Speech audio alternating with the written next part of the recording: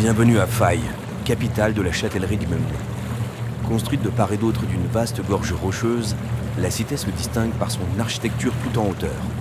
À titre d'exemple, les toits de certains manoirs toisent de 200 mètres les eaux du fleuve Némat, à qui la ville doit notamment sa prospérité.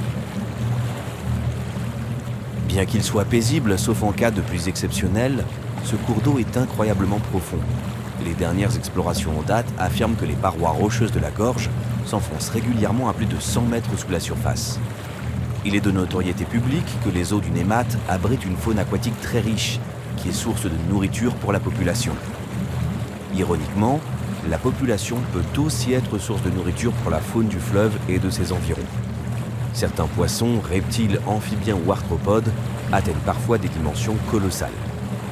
Les services publics de la ville déconseillent donc fortement de se baigner dans le Némat, en particulier la nuit tombée. Le fleuve est parcouru par un concert ininterrompu de péniches et embarcations en tout genre. Le commerce avec les cités en amont et en aval du fleuve constituant l'une des activités majeures de la ville. Historiquement, elle a d'ailleurs pris son essor en devenant une étape inévitable du frais commercial du Némat. Faye brille par son industrie et son ingénierie florissante, en particulier depuis la dernière décennie. L'utilisation du débit du fleuve, autrefois cantonné au fonctionnement des moulins et des forges, est devenue source d'énergie, alimentant la ville en lumière et ses nombreux ascenseurs. L'inauguration toute récente du train de falaise permet aux voyageurs les plus privilégiés de se déplacer plus vite que par voie navigable. La cité est gouvernée par la dynastie Xanthias VII de Lambrezade, issue d'une longue lignée de régents dont les origines remontent à la fondation même de la ville. Son palais est situé dans le quartier des Cimes, où vivent les nobles et leurs descendances, dans le luxe et l'opulence. Sous son vernis de modernité, Faye est sujette à de profondes tensions sociales. Les écarts de niveau de vie entre les différentes couches de la population se sont accentués, plongeant de nombreux habitants dans une extrême pauvreté.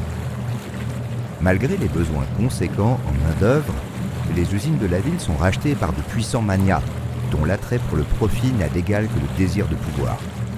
Salaires misérables, conditions de travail déplorables et licenciements abusifs sont monnaie courante dans les quartiers ouvriers.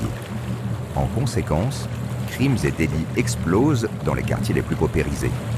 Les guildes de voleurs, de contrebandiers et d'assassins se multiplient là où le pouvoir régalien s'éclipse, laissant planer une ombre grandissante sur le futur de la cité.